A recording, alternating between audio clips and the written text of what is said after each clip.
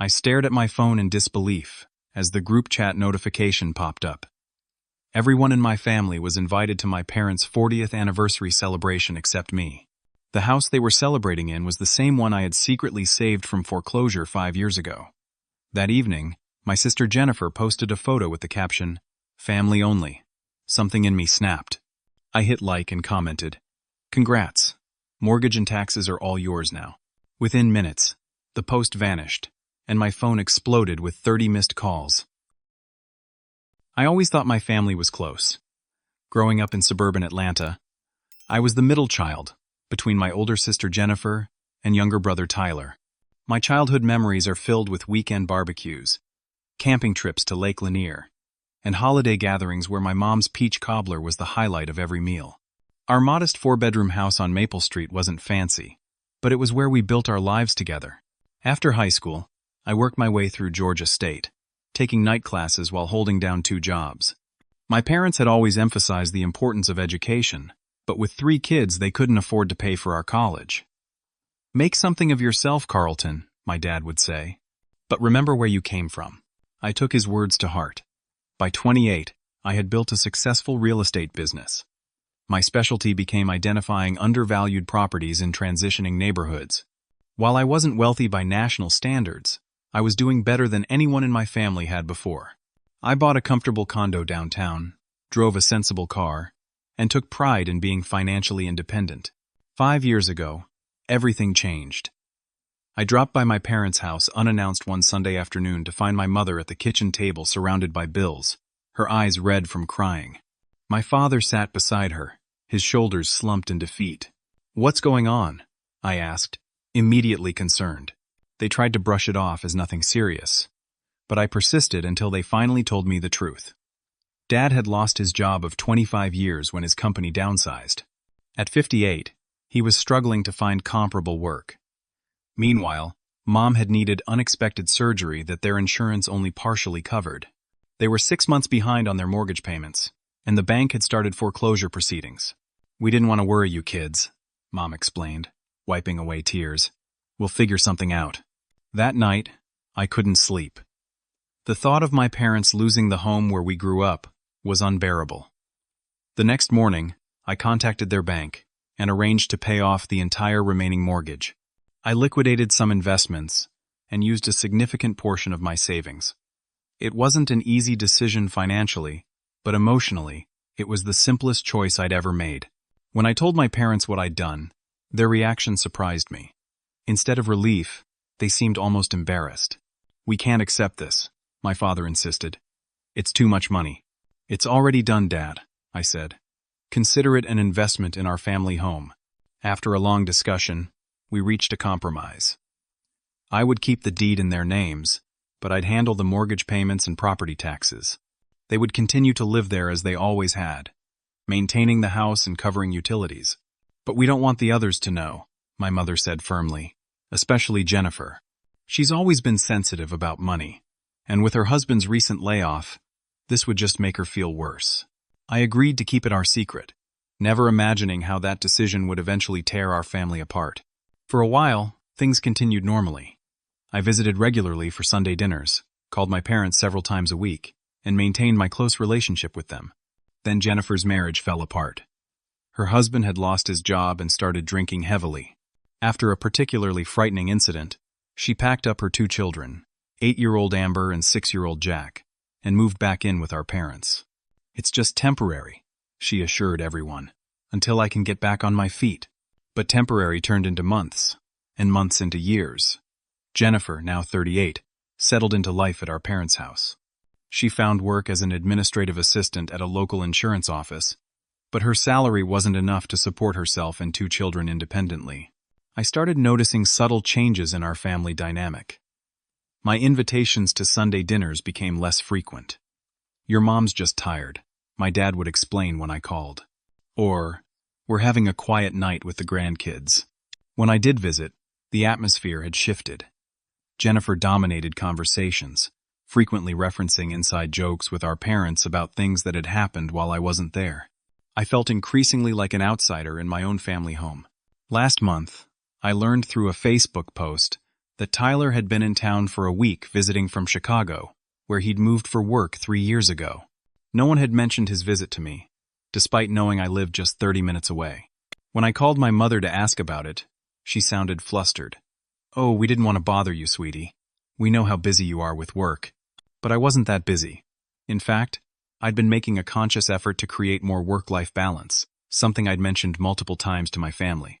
Then came the announcement about their anniversary celebration. 40 years of marriage was a significant milestone, and I expected to be involved in the planning. Instead, my mother called one evening with an apologetic tone in her voice. About the anniversary party next weekend, she began hesitantly, "Your father and I think it might be best if you sit this one out."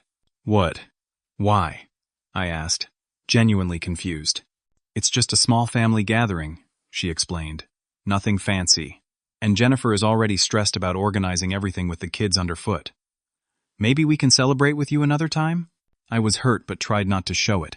"Sure, Mom. Whatever works best for everyone." The following week, I was scrolling through Instagram when I saw it. Photos of elaborate preparations for the small family gathering. My cousin Allison had posted pictures of a professionally printed banner, catered food being delivered, and decorations that transformed the backyard into an elegant venue. The caption read, "Getting ready for the big 40th anniversary bash for Uncle Steve and Aunt Linda. Number. Family celebration. Number. 40 years of love." It wasn't a small gathering at all. They had simply decided not to include me. The realization that I had been deliberately excluded from a major family celebration hit me like a physical blow. I sat in my condo that evening, staring out at the Atlanta skyline as the sun set, trying to make sense of what was happening to my family. Had I done something wrong? Had my success somehow created a rift I hadn't noticed? I picked up my phone and tried calling my parents directly. The call went straight to voicemail. I left a message that I tried to keep light despite the heaviness in my chest. "Hey, Mom and Dad, just calling to wish you an early happy anniversary." I saw some photos of the party preparations online, and it looks like it's going to be quite the celebration. I'd love to be there to toast 40 amazing years with you both. Call me back when you get a chance. They didn't return my call that night, or the next morning. Around noon, my brother Tyler called. Even though he lived in Chicago now, it seemed he was in the loop in ways I wasn't. "Hey, Carlton," he said, his voice uncomfortable. "Just checking in. Have you talked to Mom and Dad lately?" "I tried," I replied. "They're not picking up. Do you know what's going on, Tyler? Why am I suddenly persona non grata at family events?" Tyler sighed heavily. "Look, this is awkward, but Jennifer's been in their ear for months now. She's been saying you think you're too good for the family, that you only show up when it's convenient for you." "That's ridiculous," I protested. "I'm the one who keeps getting told not to come over because everyone's too busy, or too tired." "I know," Tyler said, "but Jennifer's there every day, Carlton. She has their ear constantly, and with the kids there, Mom and Dad are just wrapped up in that whole situation." I thought back over the past few months, wondering if I had somehow given the impression I felt superior to my family. There was that dinner in February when I had to leave early for a client emergency. And the time I brought an expensive bottle of wine that Jennifer had commented was showing off. Had those small incidents been twisted into some larger narrative about me? "I should come to the party," I said firmly. "Clear the air in person." "I don't think that's a good idea," Tyler warned. "Jennifer's on the warpath about something, and the party isn't the place for a confrontation." After hanging up, I decided to make one more attempt. I called my parents and left a voicemail that came straight from the heart. "Mom, Dad, it's me again. I don't know what's happened that's caused this distance between us, but I want you to know how much you both mean to me. 40 years of marriage is incredible, and I just want to celebrate that with you. If I've done something to upset you, please tell me so I can make it right. I love you both so much." Hours passed with no response. I tried to distract myself with work, but my concentration was shot. By early evening, I found myself compulsively checking social media for glimpses of the celebration I wasn't welcome to attend. That's when Jennifer posted the photo that changed everything. It showed my parents surrounded by family members. Tyler and his wife, our cousins, aunts, uncles, even family friends who'd known us since childhood. Everyone was smiling, raising glasses in a toast. Jennifer had positioned herself right next to Mom, one arm draped possessively around her shoulders. The caption read, "Family only. Celebrating 40 amazing years with the people who matter most." Number family first. Number, love these two. The explicit family only felt like a deliberate jab. I was family too, wasn't I? Why was I being erased? Something inside me snapped. Without fully thinking through the consequences, I hit like on the photo and left a comment. Congrats. Mortgage and taxes are all yours now. Almost immediately, confused reactions and questions started appearing under my comment. What does that mean? Asked my cousin Beth. Carlton, you okay? Wrote my Uncle Richard. Before I could respond to any of them, my phone buzzed with a text from Jennifer. You'll regret this. Nobody needs to know what you did, and nobody will believe you anyway. 5 minutes later, the entire post had been deleted. And within seconds, my phone began ringing non-stop. In the space of 15 minutes, I had 30 missed calls from various family members, including my parents. I didn't answer any of them. Not yet. First, everyone needed to understand exactly what had been happening behind the scenes for years. The truth was more complicated than a single mortgage payment. 5 years ago, when I discovered my parents' financial trouble, the situation had been dire. They were not just behind on payments. They were underwater on their loan due to a refinancing deal that had gone badly. The house that had been in our family for nearly 30 years was weeks away from auction. My father had worked at Georgia Pacific since before I was born. His job in middle management had provided our family with stability and a comfortable, if modest, lifestyle. When the company restructured in 2015, they eliminated his entire department. At 58, with no college degree, his prospects were limited. They offered a severance package. He explained that day I found them at the kitchen table. But most of it went to medical bills when your mother needed that gallbladder surgery last year. The insurance didn't cover nearly what we expected. I later learned they had also loaned Jennifer and her husband $20,000 when they were trying to start a small landscaping business. That venture had failed within a year, and the loan was never repaid. My parents, being who they were, never asked for the money back once they saw how much Jennifer and her husband were struggling. That night, after leaving my parents' house, I called my financial advisor. I need to liquidate enough to cover a $200,000 mortgage, I told him. How quickly can we make that happen? It meant selling some investments at a less than ideal time and emptying a significant portion of my savings. My advisor cautioned against it, suggesting a smaller contribution or a loan to my parents instead. This isn't negotiable, I told him.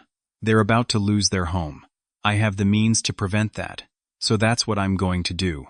2 days later, I handed my parents a document showing that their mortgage had been paid in full. Carlton, we can't accept this, my father said, pushing the paper back toward me. It's your hard-earned money. You need it for your future. Dad, you and Mom gave me everything growing up, I replied. You worked extra shifts to put braces on my teeth. You drove that old Buick for years longer than you should have so we could all go to summer camp. This is my chance to give something back. After much discussion, we reached our arrangement. The house would remain in their names, but I would handle all housing expenses. The property taxes, insurance, and any major repairs would be my responsibility. To maintain their dignity, they insisted on covering utilities and daily maintenance. Carlton, we can't accept this, my father said, pushing the paper back toward me. It's your hard-earned money. You need it for your future. But please, my mother implored, don't tell your brother or sister about this, especially not Jennifer. You know how she is about money, Mom sighed. She's always been sensitive about financial differences. With everything she's going through with Tom right now, knowing you paid off our house would just make her feel worse about her situation. I agreed, not realizing how that secret would eventually be weaponized against me. For nearly a year after that, things continued normally. I paid the property taxes each quarter without discussion. When the roof needed repairs after a severe storm, I quietly arranged and paid for the work. My parents expressed their gratitude privately, but to the rest of the family, nothing had changed. Then Jennifer's marriage imploded. Her husband Tom had lost his job and started drinking heavily. What began as occasional outbursts escalated to verbal abuse, and eventually a physical altercation that frightened both Jennifer and the children. She packed essential belongings and fled to our parents' house. Of course you'll stay here as long as you need, my mother assured her. This is your home too.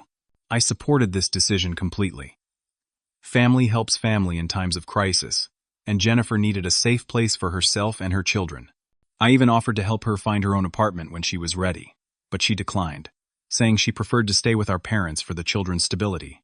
Weeks turned into months. Jennifer found a job as an administrative assistant but claimed she couldn't afford childcare and rent on her salary. Our parents, now in their early 60s, adjusted their retirement lifestyle to accommodate 2 young children in the house. I increased my financial support behind the scenes, covering not just the property taxes, but also contributing to groceries and other expenses. Meanwhile, Jennifer began subtly reshaping the family narrative.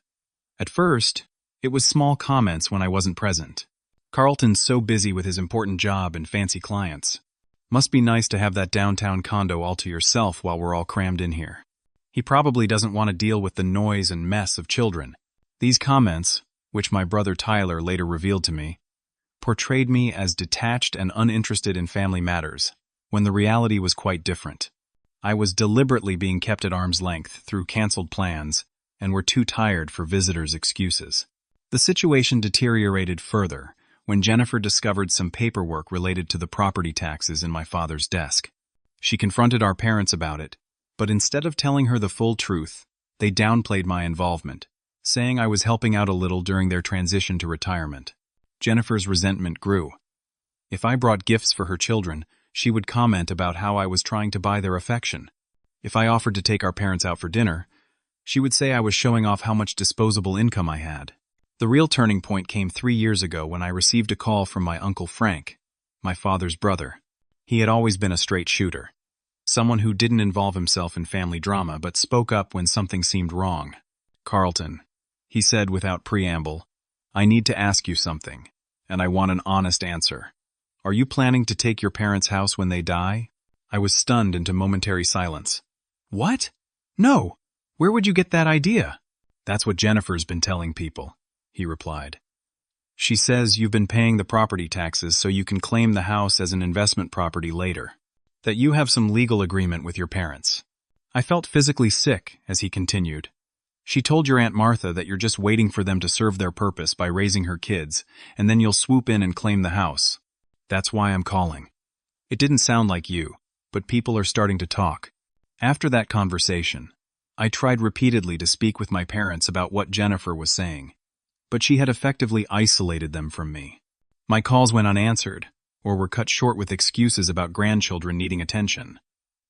My attempts to visit were deflected with claims of busy schedules or illness. And now, here we were.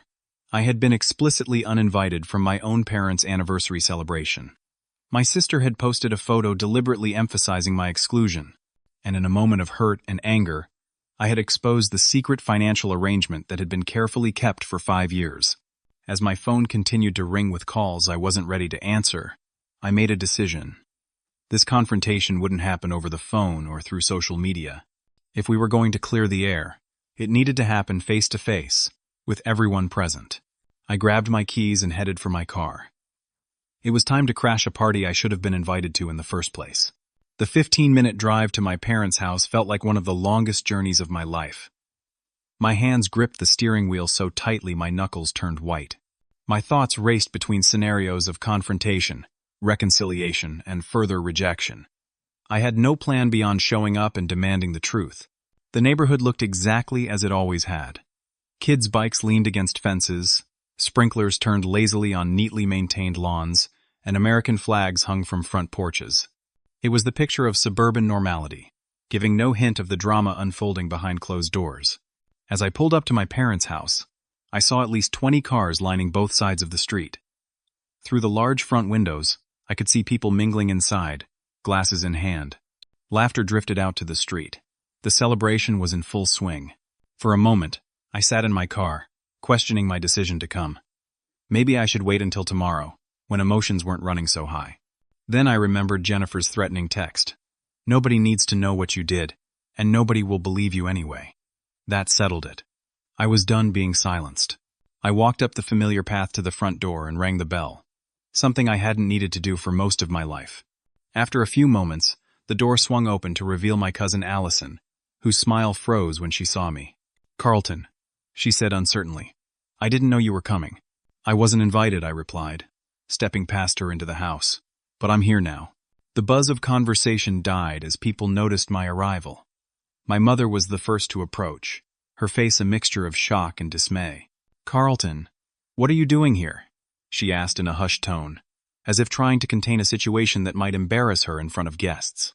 Before I could answer, Jennifer appeared beside her, practically radiating hostility. "You weren't invited," she said flatly. "This is a celebration, not a time for your drama." "My drama?" I repeated incredulously.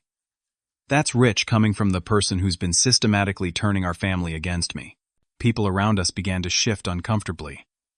Some moved discreetly toward other rooms, while others stayed, unable to resist the pull of unfolding family drama.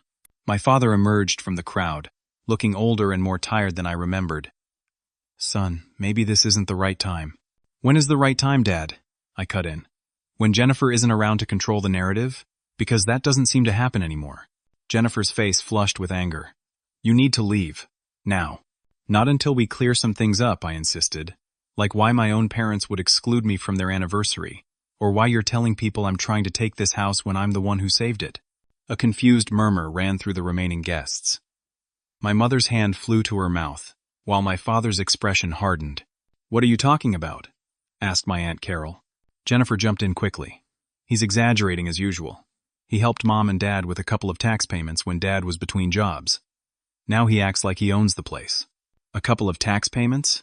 I laughed without humor. "Is that what they told you?" "I paid off their entire mortgage 5 years ago. I've been covering the property taxes and insurance ever since. I've invested over $200,000 in this house to make sure our family home stayed in the family." The room fell silent. My mother looked like she might faint. My father stepped forward, his voice low and intense. "Carlton, we agreed not to discuss this with anyone." "That agreement became void when I was labeled a greedy outsider in my own family," I replied. "When I was uninvited from your anniversary while second cousins who see you once a year made the cut." My brother Tyler, who had been standing silently by the fireplace, finally spoke up. "Is this true? You paid off the house?" My father looked at the floor, then nodded slowly. "Carlton helped us when we were in a very difficult situation. We were about to lose the house. And you never told us?"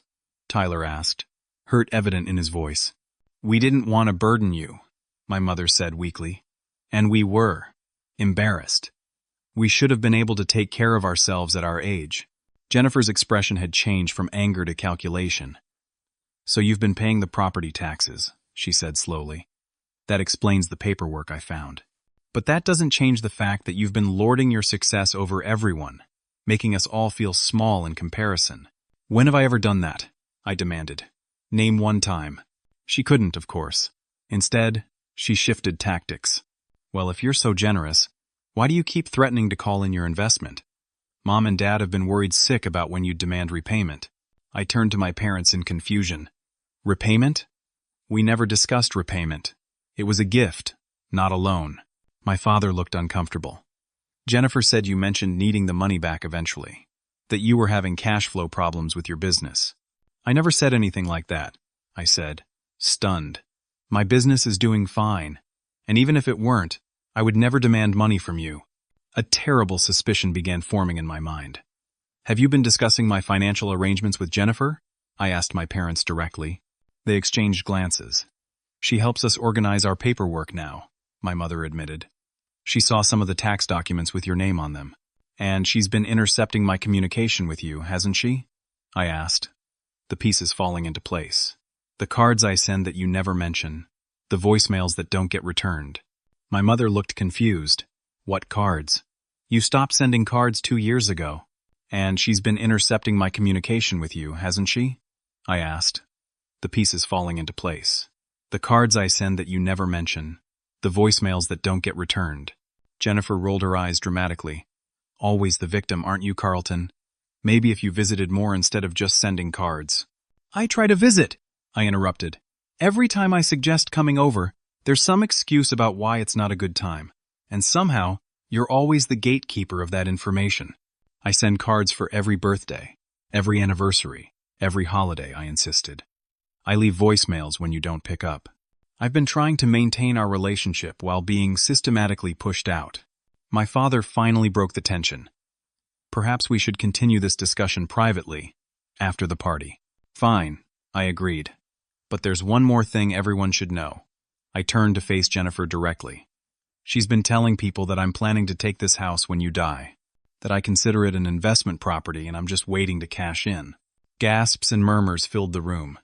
My father's face darkened with anger, but not directed at me. Jennifer, is this true? Have you been saying these things about your brother? For the first time, Jennifer looked uncertain. I might have expressed concerns about his intentions. He's in real estate, after all. He thinks in terms of property values and investments. That's not an answer, my father pressed. Have you been telling people Carlton wants to take our house? Before she could respond, my Uncle Frank stepped forward. She told me that explicitly, Steve. Said Carlton had some legal claim on the house because of his tax payments. Others began nodding, confirming they'd heard similar stories. My mother turned to Jennifer, hurt and confusion written across her face.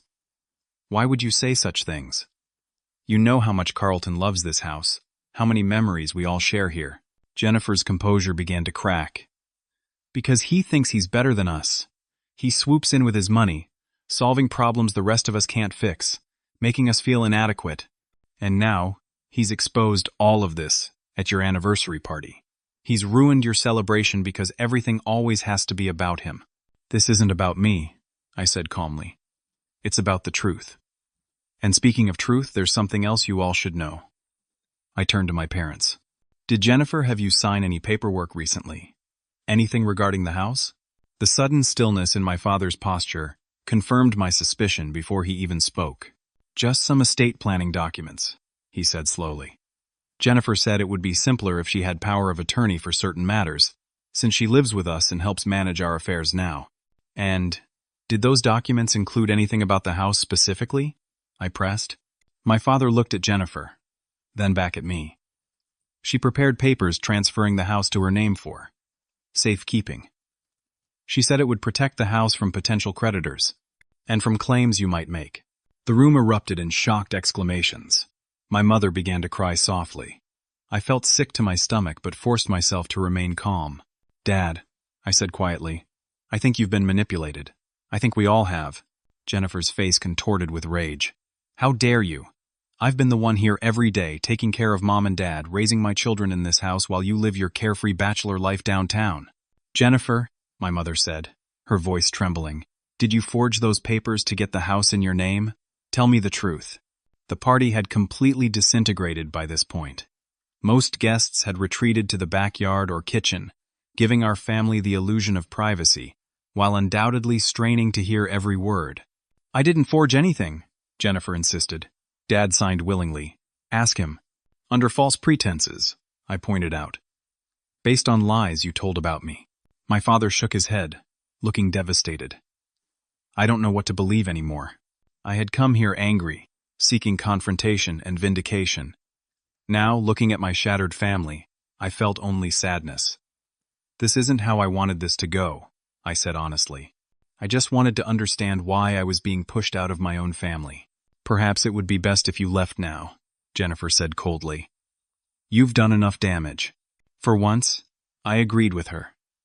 I had exposed the lies, but at the cost of ruining my parents' celebration. I'll go, I said. But this conversation isn't over. As I turned to leave, my father called after me. Carlton, wait. He walked over and embraced me tightly, something he hadn't done in years. We'll sort this out, he whispered. I'm sorry we let things get so confused. That small gesture of connection gave me hope that perhaps not everything was lost. But as I walked to my car, I realized the road to reconciliation would be far longer and more complicated than I had imagined. The aftermath of the anniversary party confrontation was as painful as it was necessary. I drove home that night feeling emotionally drained, but also strangely relieved. The secrets and lies that had been festering in our family for years had finally been exposed to light. Whether that exposure would heal or further damage our relationships remained to be seen. The next morning, I met with my friend Sarah, who happened to be a family law attorney. I hadn't slept all night, replaying the events and revelations over and over in my mind. I need to understand what I'm dealing with legally, I explained after recounting the situation. If Jennifer actually got my father to transfer the house to her name, what does that mean? Sarah's expression was grave. If your father signed legal papers transferring ownership, that's a legitimate transaction on paper. But if he was misled about what he was signing, or if there was manipulation involved, we might be able to challenge it on grounds of undue influence or fraud. I don't want to sue my own family, I clarified quickly. I just want to protect my parents from being taken advantage of. I understand, Sarah nodded. The first step is to get copies of whatever documents were signed. Your parents should request these directly from Jennifer or from the attorney who prepared them.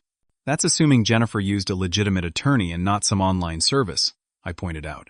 Either way, we need to see what your father actually signed, Sarah insisted. In the meantime, I suggest you document everything you've contributed financially to your parents' home. Bank records, tax payments, the mortgage payoff, everything. I spent the next few days gathering financial records. It was surprisingly emotional work. Each bank statement and tax receipt a reminder of choices made with love that had somehow led to this fractured situation. 3 days after the party, Tyler called. He had stayed in Atlanta longer than planned, to help sort through the family crisis. "How are you holding up?" he asked. "I've been better," I admitted. "Have you talked to Mom and Dad?" "Yeah," he sighed heavily. "They're pretty shaken up. Jennifer's been on damage control, claiming you exaggerated everything and made a scene just to hurt her. And do they believe her?" There was a pause before Tyler answered. "I don't think so. Not completely. Dad's been asking questions about the house transfer she had him sign. Apparently, he never told Mom about those papers, which has created a whole other issue between them." "What about the mortgage payoff? Do they acknowledge I did that?" "Yes," Tyler said. "They've confirmed you paid it off completely. They said they kept it quiet because they were embarrassed about needing help, and because Jennifer was going through her divorce at the time, and they didn't want to make financial discussions more stressful for her." "That made sense 5 years ago," I said. "But continuing the secrecy after she moved in and started turning them against me? That's harder to understand." "I know," Tyler agreed. "Look, I've been thinking about this a lot. I feel guilty because I saw what was happening but didn't say anything. Jennifer would make these comments when you weren't around, implying you thought you were too good for us, that you only showed up when it was convenient. And you believed her?" "Not really," Tyler admitted. "But I'm in Chicago. I'm not here to see what's actually happening day to day. And Jennifer can be persuasive." That was an understatement. Jennifer had always been skilled at reshaping narratives to suit her needs, even when we were children. If she broke something, somehow it became someone else's fault for leaving it where she could break it. If she failed a test, the teacher had it in for her. This pattern had followed her into adulthood, with her failed marriage blamed entirely on her husband, her financial struggles on bad luck, or others' failures to help her enough. "I want to help fix this," Tyler said firmly. "Tell me what I can do." His offer was the first truly positive thing to happen since this ordeal began. "I need to understand exactly what Jennifer's been doing with Mom and Dad's finances," I said. "If she got Dad to transfer the house to her name, what else might she have done?" Tyler and I formulated a plan. He would stay in Atlanta for another week, spending time with our parents and gathering information from their perspective. Meanwhile, I would continue building a comprehensive record of my financial contributions to the family. A few days later, Tyler came to my condo with disturbing news. "I found something while helping Dad organize his home office," he said, placing a stack of documents on my kitchen counter. "Bank statements, credit card bills, withdrawal slips. Jennifer's been using Mom and Dad's credit cards for years, for everything from grocery shopping to weekend trips to Savannah that our parents weren't even on." I flipped through the statements, noting charges for clothing stores, restaurants, and even casino visits in nearby Cherokee, North Carolina. "The grocery charges make sense if she's buying food for the household," I noted. "But these other expenses—" "Exactly," Tyler agreed. "And look at these cash withdrawals. $200 here, $300 there, sometimes twice in 1 week. When I casually asked Dad about it, he had no idea." "Do you think she has a gambling problem?"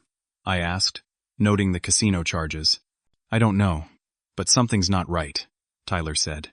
"And there's more. I overheard her on the phone yesterday talking about the house. She was saying something about once the papers clear, and finally having security. This was even worse than I had feared. It appeared Jennifer wasn't just manipulating the family narrative. She was potentially exploiting our parents financially as well. I tried calling my parents that evening, but Jennifer answered their home phone. They don't want to talk to you right now, she said coldly. You've upset them enough. Put them on the phone, Jennifer, I demanded. They're not here, she snapped before hanging up. I tried their cell phones with no success. It seemed Jennifer had resumed her role as gatekeeper, screening my attempts at communication. The next day, I received an unexpected call from my parents' neighbor, Mrs. Johnson. She had been at the anniversary party and witnessed the confrontation. Carlton, I hope you don't mind me calling, she began. I got your number from the neighborhood directory. I wanted to check on your parents, but Jennifer answered the door and said they were resting. Something doesn't feel right. Your father was always out working in the yard this time of day, but I haven't seen him all week. Her concern amplified my own worries. Thank you for calling, Mrs. Johnson. Would you mind keeping an eye on the house and letting me know if you notice anything unusual? Of course, dear. Your parents have been good neighbors for decades. We look out for each other here. As the week progressed, Tyler and I continued our informal investigation. We discovered that several family friends and relatives had received messages, supposedly from our parents, canceling long-standing plans and declining invitations. When Tyler called to confirm directly with them, our parents seemed confused, saying they hadn't sent any such messages. Jennifer's isolating them, I realized, controlling who they talk to and what information gets in or out. We also learned from my Uncle Frank that Jennifer had been asking various family members for loans over the past year, citing childcare expenses and home repairs. Some had given her money, believing it was going to help our parents. The most alarming discovery came when Tyler visited the county records office. I pulled the property records for Mom and Dad's house, he told me grimly. Jennifer hasn't just had the house transferred to her name.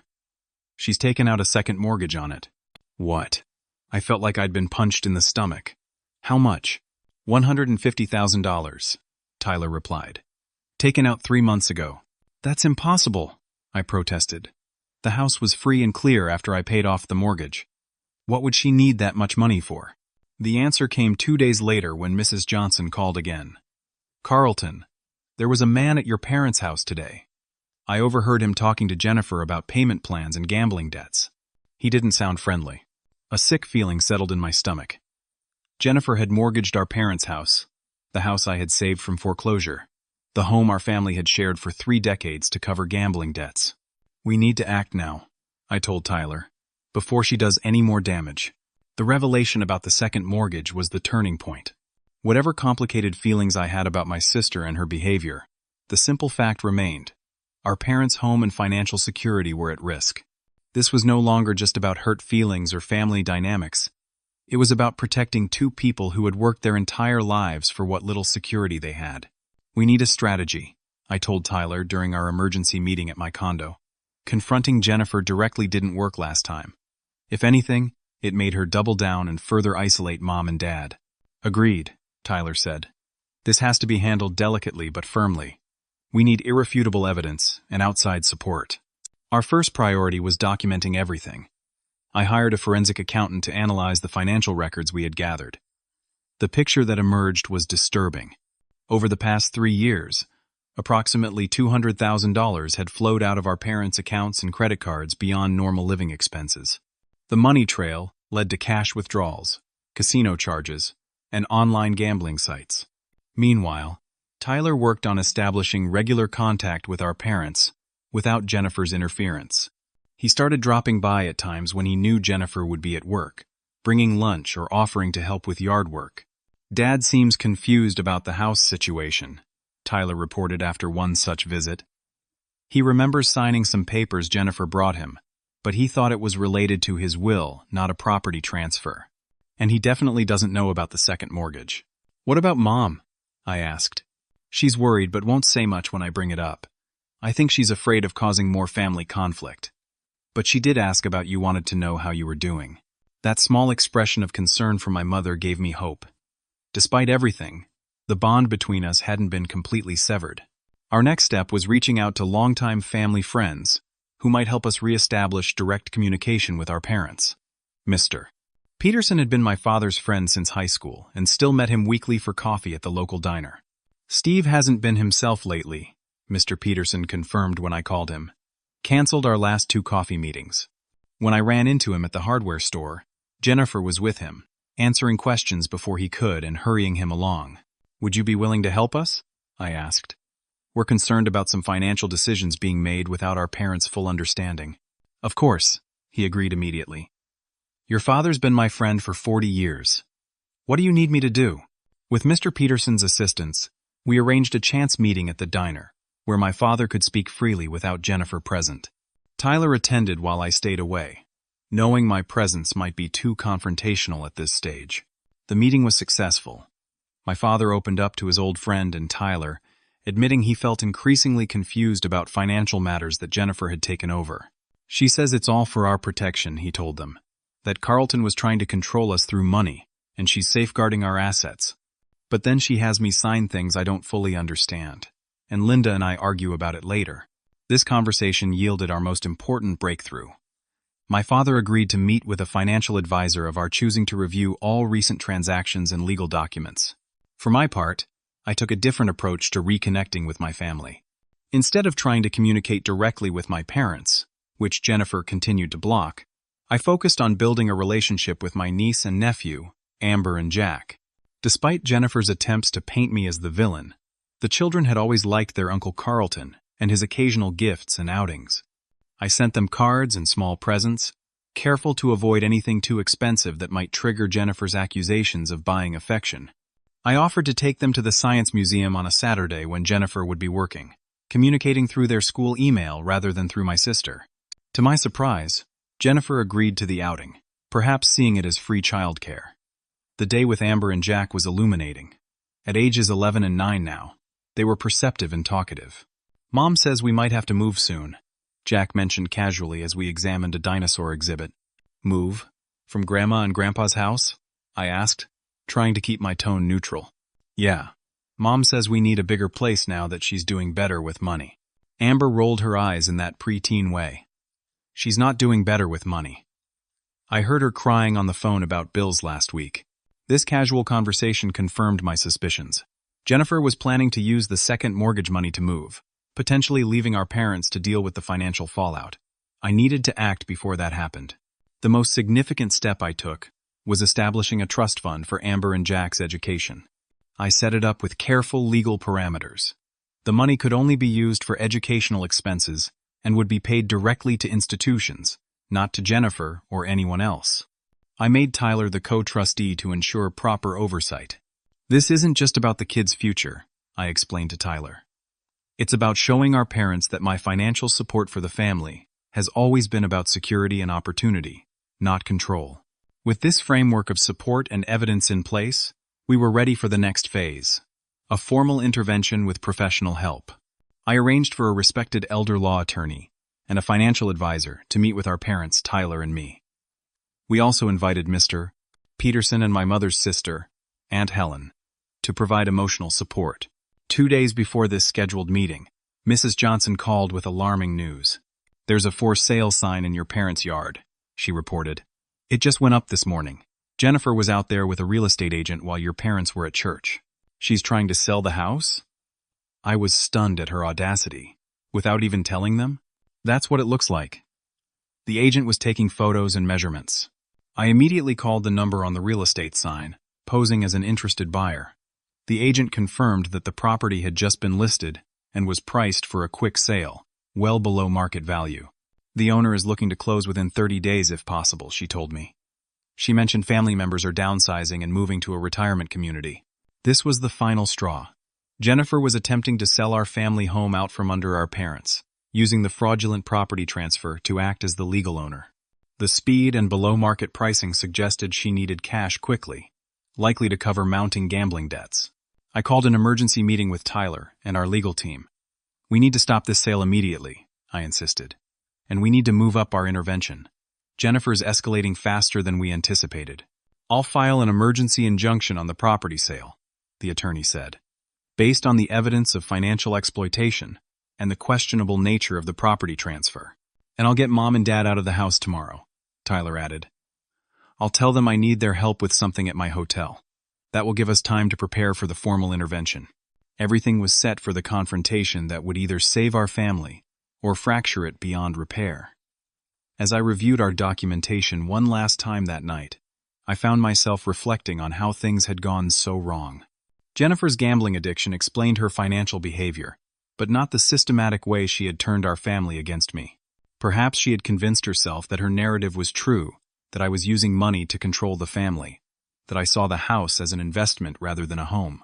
Or perhaps her addiction had warped her thinking to the point where protecting her access to funds overrode all other considerations, even family bonds. Either way, our parents were the victims caught in the middle, and their well-being had to be our primary concern now. With that thought firmly in mind, I prepared for what would undoubtedly be one of the most difficult days of our family's life.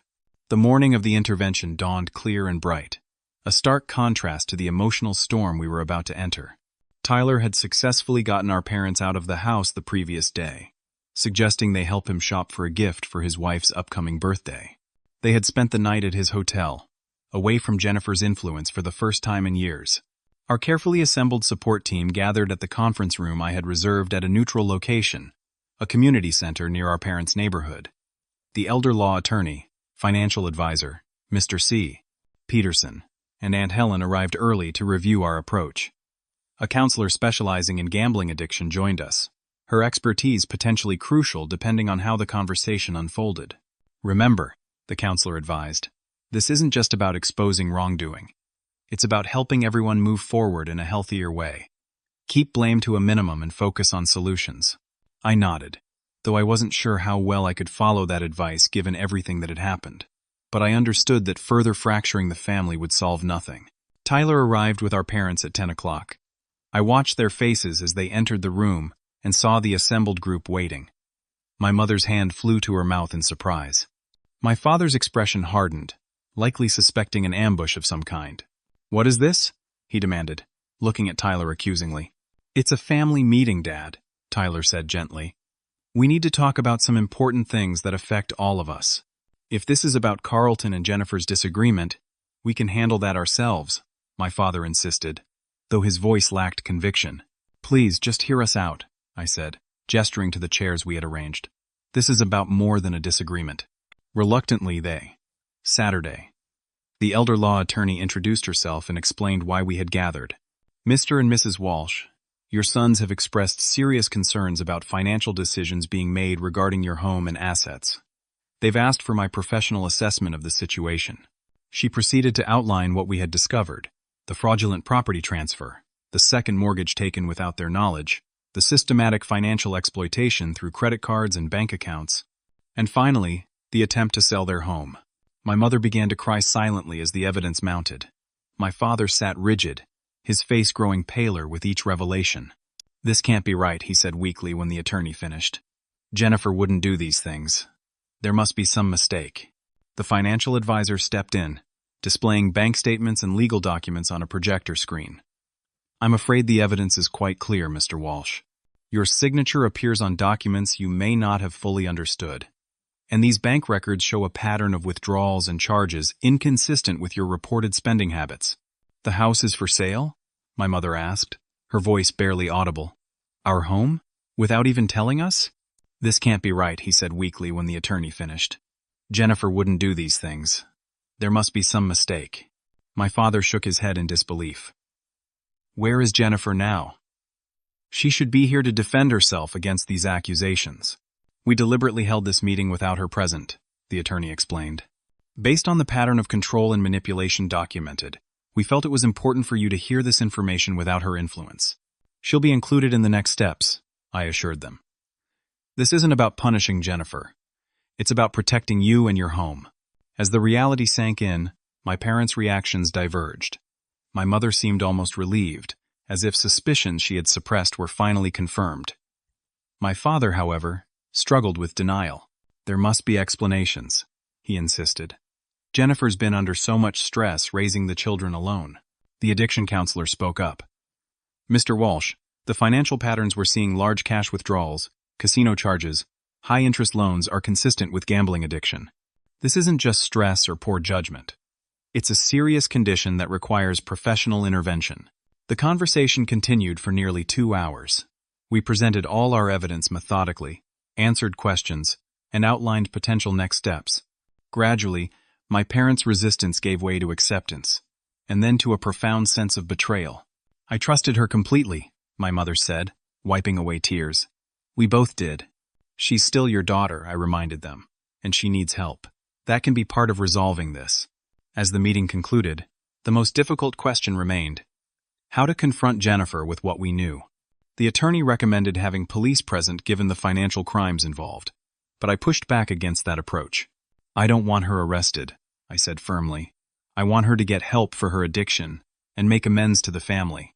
Criminal charges would just make everything worse, especially for Amber and Jack. We agreed on a modified approach. The attorney would prepare legal documents reversing the fraudulent property transfer. The financial advisor would create a plan to address the second mortgage and other debts. And we would confront Jennifer as a family, with the addiction counselor present. Later that afternoon, Jennifer arrived at the community center, expecting a meeting with our parents about family financial planning. Her face registered shock when she saw all of us waiting, including the professional advisors. "What is this?" she demanded, immediately defensive. "Why are all these people here?" "Sit down, Jennifer," my father said, his voice firmer than I had heard in years. "We need to talk about what you've done." Jennifer arrived at the community center, expecting a meeting with our parents about family financial planning. Her face registered shock when she saw all of us waiting, including the professional advisors. "The house," he said simply.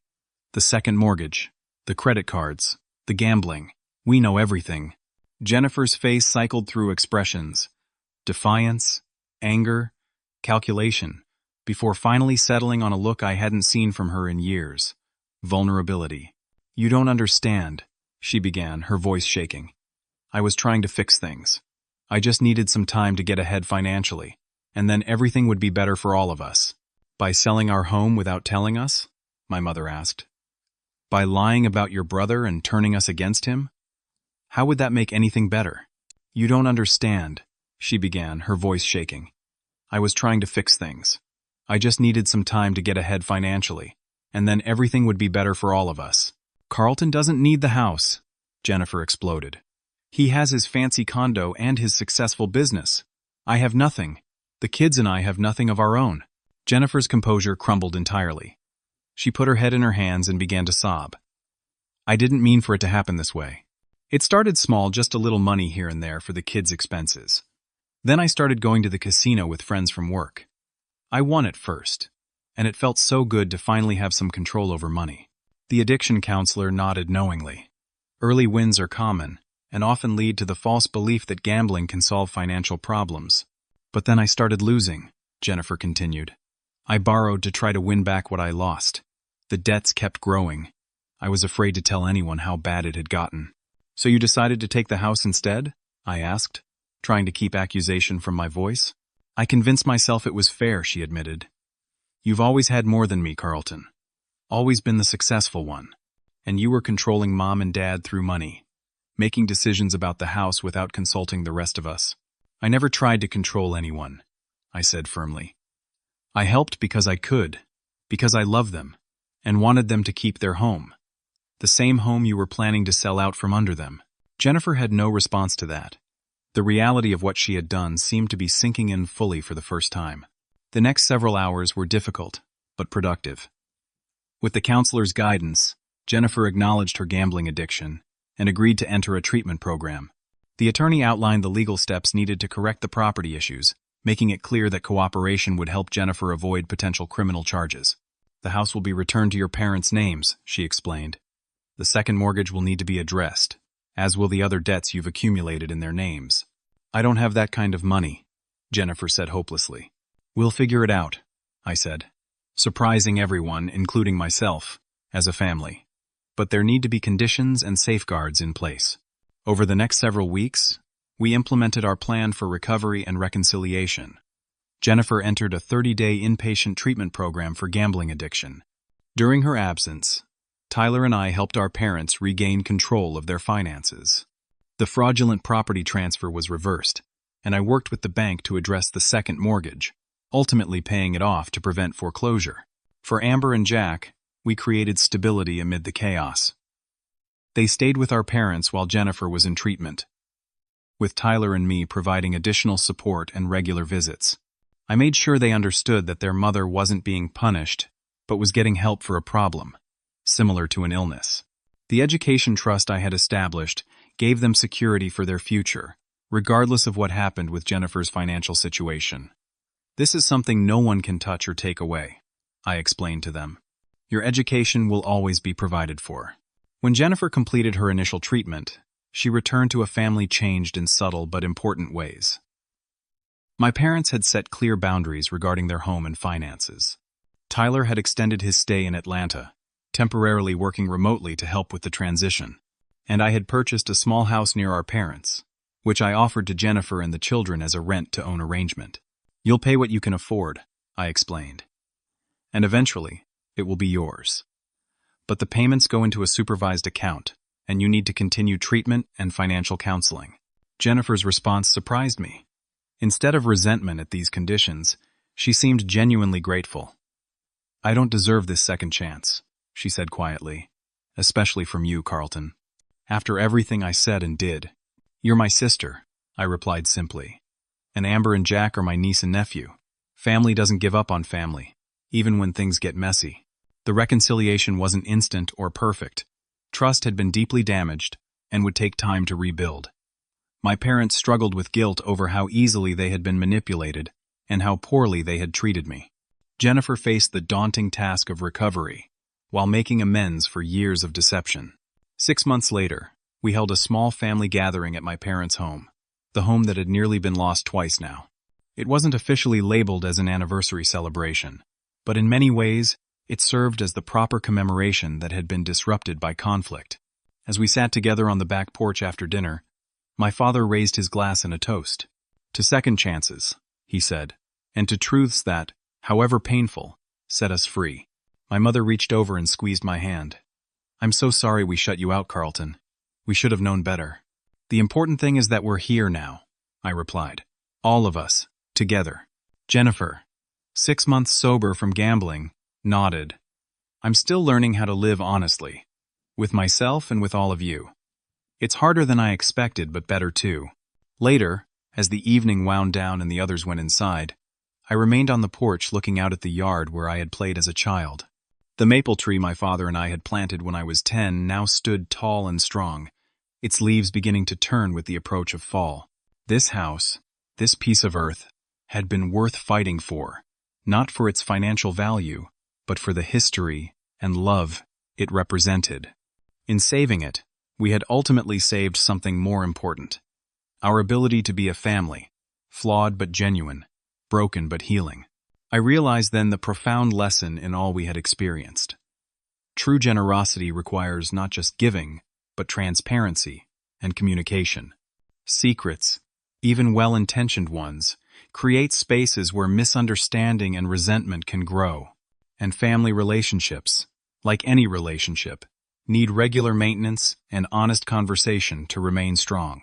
As I finally went inside to join the others, I felt a sense of peace I hadn't experienced in years. We had a long way to go, but we were on the path together. And sometimes, that's all you can ask for. Have you ever had to confront a difficult truth in your family? How did you handle it? Share your experiences in the comments below. If this story resonated with you, please like and subscribe for more content like this. And don't forget to share with someone who might need to hear that family healing is possible, even after betrayal. Thank you for listening to my story, and I hope it brings some comfort or perspective to whatever family challenges you might be facing.